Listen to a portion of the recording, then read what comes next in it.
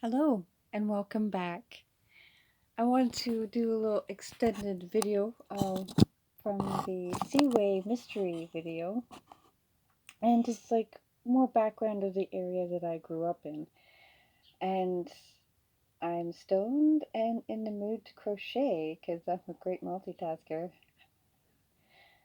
And I just really want to work on this skirt because I have free time and it's quiet and it's rainy and it's the perfect time to do crochet.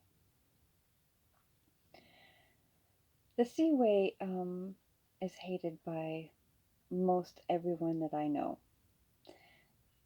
Like I said in the last video, they just enforce themselves onto people and they take over their land. Just no choice in the matter whatsoever. And since I was a kid, there's always been huge signs against the Seaway and, this is our land type of signs. Isn't that funny? Funny as in, well, you know what I mean. I'm not trying to be an asshole in any way, shape, or form. Now, the Thorold people also had an extreme hate for the TSers. That's what they called us. That's what we call ourselves. We were TSers, Thorold South. Um, if you ever said, if someone said, "Oh, you're from Thorold," we always had to correct them. No, I'm from Thorold South, or no, I'm from Thorold. Because they are two dramatically different places, even though they share almost the same name and are right beside each other. And I think the reason is all because of the Seaway and the canals. And Kiefer, he had a lot to do with it. Same with a lot of the lieutenants or whatever the hell that they call themselves in the Great War, conspirators. Um, they were not interested in winning the war or being part of the war whatsoever, if you can even call it that, because it was just a poor excuse for fighting at all, really. I mean, they weren't taking it seriously, and the natives knew it, but they were fighting for their own lands as well. So the Seaway, and well, not the Seaway yet, but the people behind making the Seaway are going out campaigning and trying to drum up some business and some money to get the whole thing started. A real fucking shit show of salesmen they are too. And they weren't winning, especially not in Thorold, because in my opinion, none of this is written down. No one said anything. We didn't, a lot of us from Thorold and Thorold South from our generations didn't even know there was a waterfall there. But I think that's the reason why they were so against having the canal. They didn't want to lose the waterfall.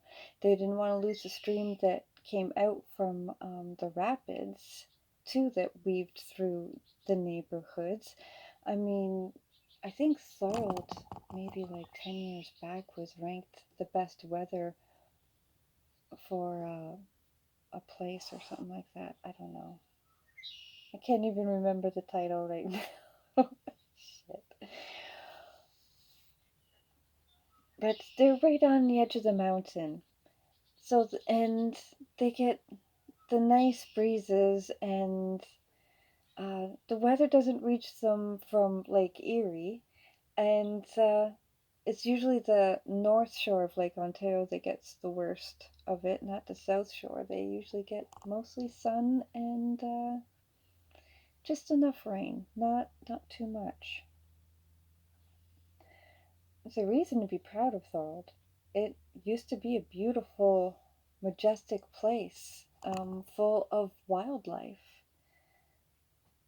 And the coyotes and the deer are still there, yes, but it's, anyway. So the Thorold are people who are trying to keep their town as gorgeous as it used to be. And Thorold South is full of the factories and people with a lot of fucking money because they drained a portion of the lake, split it into two, remember, in order to lay their pipe work for the water to each other and to the canal, as well as to build all these houses for the workers to, you know, work. So the canal's built, and there's this bridge that they have to go across, a lift bridge, and the rapids are gone, and there's not much flow of water now. It's they use Lake Gibson as our drinking water. There's not supposed to be any fishing or anything going on. You're not allowed there at all, really.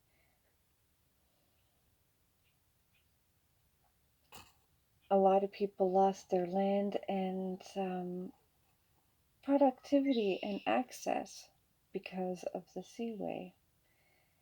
And the only people who have benefit from it, it's been the mills. And who owned the mills? It was, you know, they keep changing the names. There's always been paper mills in those two paper mills running. In as far as I know, it's still running. I haven't lived there in a long time, so I don't know. And if you live there, you would understand why people think lower of us. It stunk. It always stunk. All that boiled paper and burning, and I don't know what chemicals. If I can't remember the whole process, because this is the things that we were taught in grade school. Our friends would bring in samples from the paper mill, and for show and tell and shit. I don't know if they still teach that. And I can't remember because they only taught it in the younger grades. The uppers owned a lot of land in Thorold South, so they gained a lot in the selling of it. And the house that I grew up in, those people must have had money before they, moved, because they had a pool and a carport, and it was a 3.5-story house that ended up being split into 3 very large apartments. The upper and the lower were 2-bedroom, and the main was a 3-bedroom.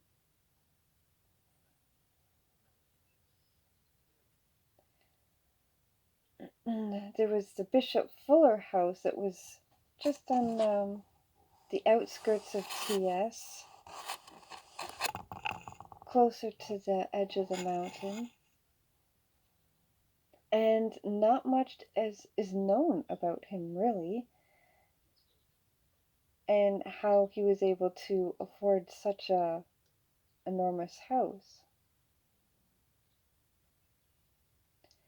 I don't even think he stayed in the area for too long. His family still owns the land and his house once stood.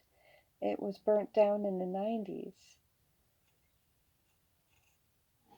which is a shame because it was a rite of passage for a TSer to break into the house and explore it, to see all the secret passages through it. That was all we heard about from our parents growing up, because they were raised in the 60s and 70s, and there was not a lot of fences. Just like when I grew up, there wasn't fences. So we explored everything. The paper mill, everything got explored through tunnels. We would play in the tunnels and go from the tunnel would go to building, new buildings, and to the old part right into the new part.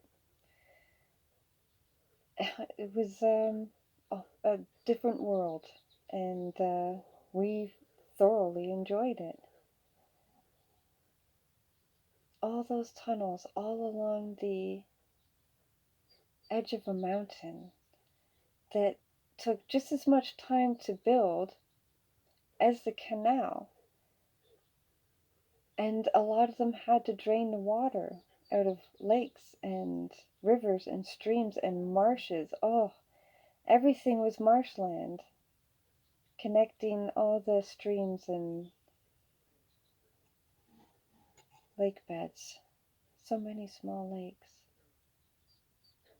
And that's why so many houses are failing, because the basements are cracking, being built on an old lake bed, and with especially the amount of rain that we've been getting the past couple years.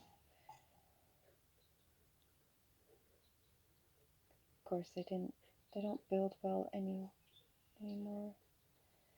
Nothing is built to last, because how can the government make money if they build things to last, right? How can the government make any money if we're, not all out moving out buying houses?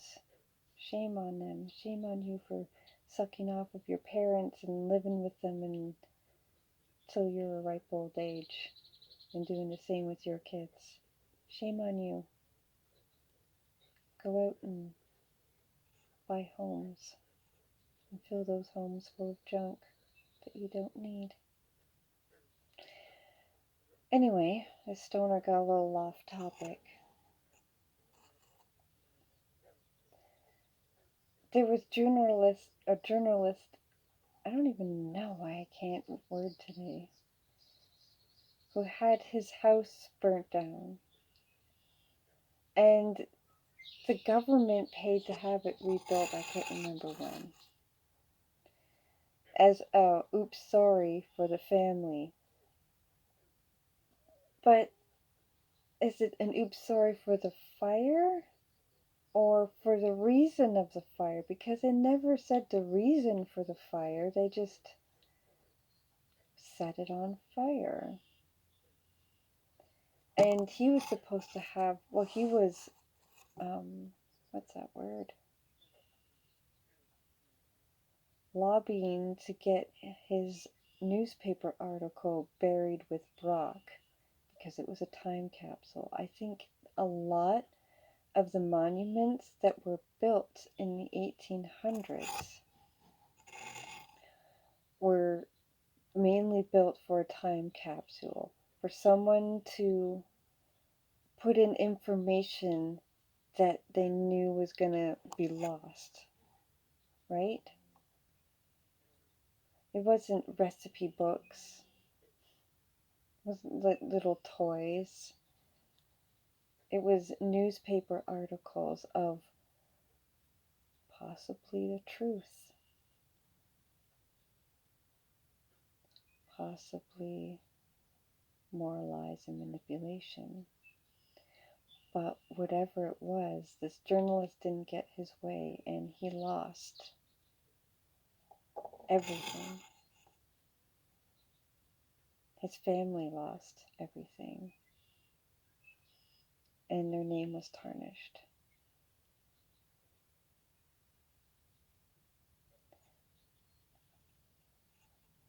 Just like so many people, so many Seaway fatalities, and so much lost wisdom, lost stories, all because we weren't allowed to talk about this shit.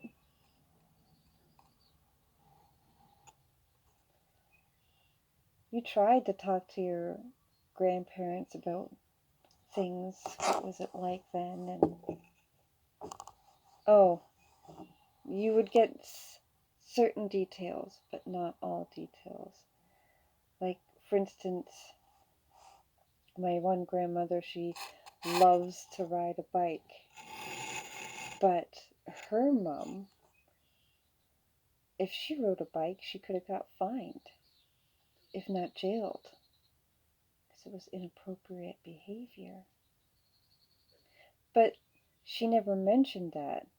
She just mentioned that, oh, I loved the biking because my mom always wanted to and never learned. That's the story that you recited. Portion of it, a safe portion of it. And you have to take all these portions when you're older, and you have to try to fit the pieces together to get the real story.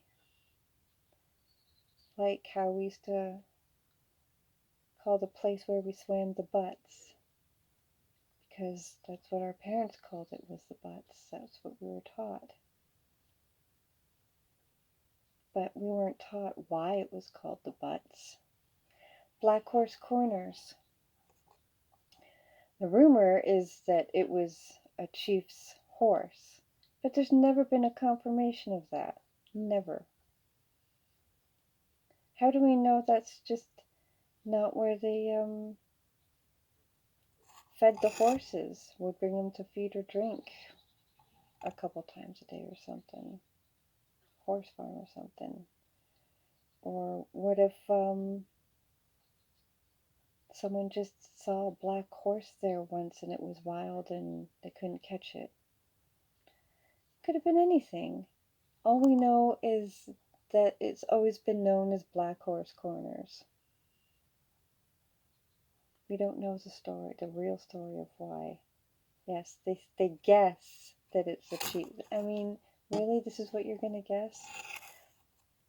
How do we know that it wasn't some monster who would fucking kill their cattle or something in the middle of the night? Or kidnap people, or slaughter people who had black horses and steal them. I mean, I'm pretty sure there were serial killers and shit back then. People who stole, people who cheated, people who took advantage just as much. Oh, no. Everyone was telling the truth, and honorable, honest people back then. Every single one of them.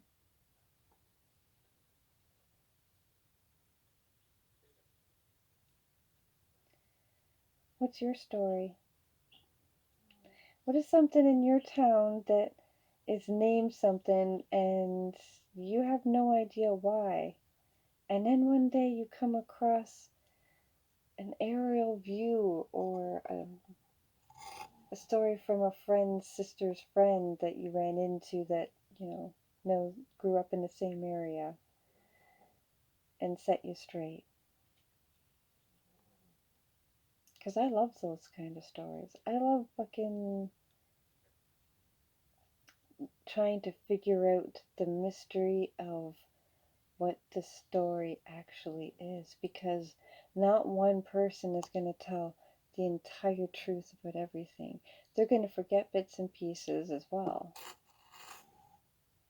So I start with this story of TS and the knowledge of what I grew up with, and in hopes that maybe I'll come across someone else who has information to add to it, another perspective, another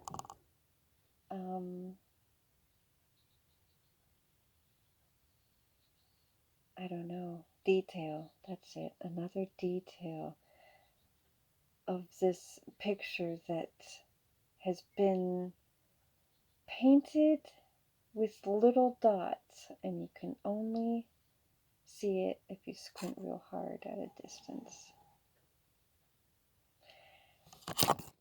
I hope I was, I don't know, not ranting too much. Have a wonderful day.